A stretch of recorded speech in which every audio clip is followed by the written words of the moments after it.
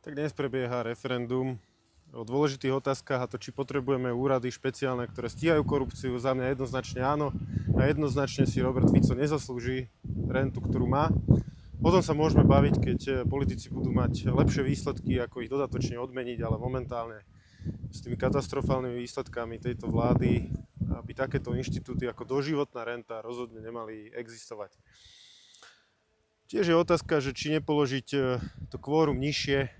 Za mňa by kľudne mohlo byť aj dvojzložkové, keď sa budeme rozhodovať o tom, či Slovensko má byť súčasťou nejakej organizácie, nejakého väčšieho celku, tam by som to kvórum nehal vyššie, ale pokiaľ ide o také čiastkové veci, ktoré sa týkajú jednotlivých úradov alebo takých podrobností, ako sú doživotné renty a podobne, tam by kľudne mohlo byť 25% účasť z tých oprávnených voličov. Mimochodom, keby to tak bolo, tak by to bolo 1,1 milióna ľudí, čo je asi zhruba toľko, koľko si vybralo prezidenta naposledy.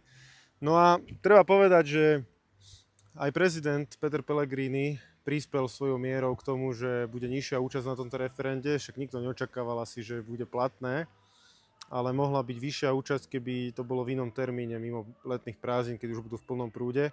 A aj tam sa ukazuje, aké je dôležité mať príčetného prezidenta, ktorý vytvára priestor pre ľudí, aby sa mohli prísť vyjadriť a nehľadá špeciálne termíny, kedy ich tu bude na Slovensku čím menej.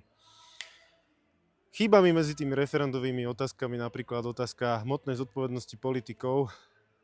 Úplne by sa mi hodila do tejto party otázok, ktorá tam je. Už ale však bude na to dosť času napríklad na jeseň v parlamente to predložiť. Ak ste ešte neboli na referende alebo uvažujete, či ísť, tak určite áno. Zúčastnite sa, lebo sa stavím o jedno chladené, čapované, že Robert Fico to bude zneužívať, aby ukázal, že ľuďom na týchto témach nezáleží.